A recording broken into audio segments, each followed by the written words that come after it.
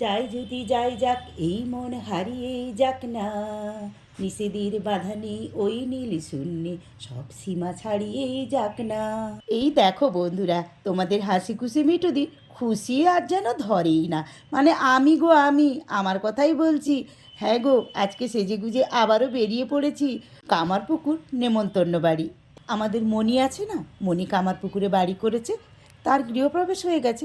তো একটা সবাই মিলে ফিস্টের মতো আয়োজন করেছে। তো দারুণ আয়োজন ছিল। আর ওর বাড়িখানা না বিশাল বড়, 3খানা রুম, ডাইনিং, দুদিক 3 দিকে বারান্দা, 2টো করে বাথরুম, রান্নাঘরও বড়, খুব সুন্দর বাড়িটা। উনি সব আত্মীয়দেরকে বলেছে। আর দেখো আমাদের সঙ্গে সবার আলাপ করিয়ে দিচ্ছে।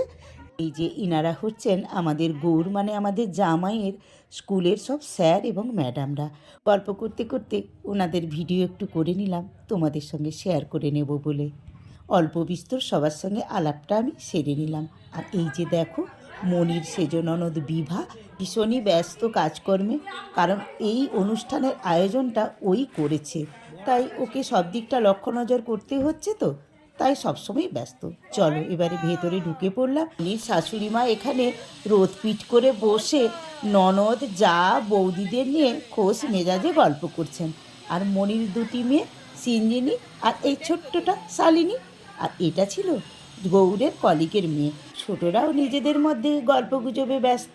এই যে দেখো আমাদের জামাই মানে গৌড়ের রুমটা, চারিদিকে বইয়ের শোকেস, বইয়ের আর শেষ নেই। মনিতাই দেখাচ্ছিল আর বলছিল এই রকম আরও 3খানা বইয়ের আলমারি রয়েছে, সেগুলো এখনও গোছগাছ করে উঠতে পারিনি। আমরা সবাই মিলে গল্প করতে করতে মনির ঘরটা ঘুরে ফিরে দেখছিলাম। কি সুন্দর বারান্দাটা দেখো, রোদ একেবারে উঠছে পড়ছে। আমরা সেখানেও একটু রোদ পিট করে বসেছিলাম। তারপরে নিজেদের মধ্যে যেটা হয়, একটু ফটো তোলা, একটু সেলফি তোলা, একটু ভিডিও করা। তো সেসব কিছুটা না সবই তোমাদের জন্যে বন্ধুরা, তোমাদের সঙ্গে শেয়ার করব বলে। তো দেখো একসঙ্গে আমরা মনির মাকে নিয়ে, মনিকে নিয়ে, মনির 2 মেয়েকে নিয়ে সবাই মিলে আমরা একটু ফটো তুলে নিয়েছি, সেগুলোই তোমাদের সঙ্গে শেয়ার করলাম। তো বন্ধুরা, আমরা এই যে মনির বাড়িতে এসেছি নেমন্তন্নতে, তো তোমাদের এই মনির বাড়িটা কেমন লাগছে আমাকে কমেন্ট করে জানাবে। ভালো লাগলে লাইক করে শেয়ার করে দেবে। এই দেখো আমরা ছাদে চলে এসেছি। এখানে দেখো জমিগুলোর মাটির কালারটা কি সুন্দর, তাই না? মহাপুরুষের জন্মভূমি বলে তো কথা, তাই মাটির কালারটাও চন্দনের মতো। তো চলো বন্ধুরা, এবারে নিচে যাওয়া যাক। দেখো সামনে কি সুন্দর টেবিলের মধ্যে ঠাকুর রাখা রয়েছে, নারায়ণ, লক্ষ্মী আর শিব। খেতে বসার আগে টুক করে আমি একটু রান্নাঘরে ঢুকে ভিডিও করতে শুরু করে দিলাম। আলু পোস্ত, ডাল আর এটা ছেঁচড়া, পাশে রয়েছে মাছের তরকারি আর সাদা ভাত। আর এই সাইডে দেখো ফ্রায়েড রাইস রয়েছে আর মাংস রয়েছে। এই ডেকচিটাতে মুরগির মাংস, আর পাশে আর একটা ডেকচিতে এই যে দেখো এইটা হচ্ছে খাসি মাংস।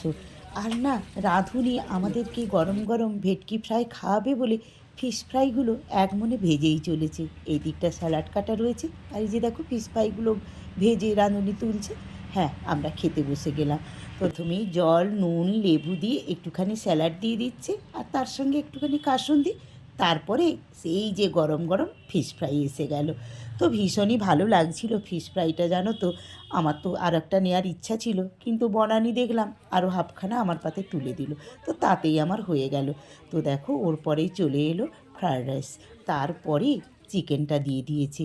তো হ্যাঁ বন্ধুরা, যারা আমার এই চ্যানেলটা নতুন দেখছো তারা কিন্তু আমার চ্যানেলটিকে সাবস্ক্রাইব করে দিও, আর পাশে থাকা বেল আইকনটিকে না অল করে দিও।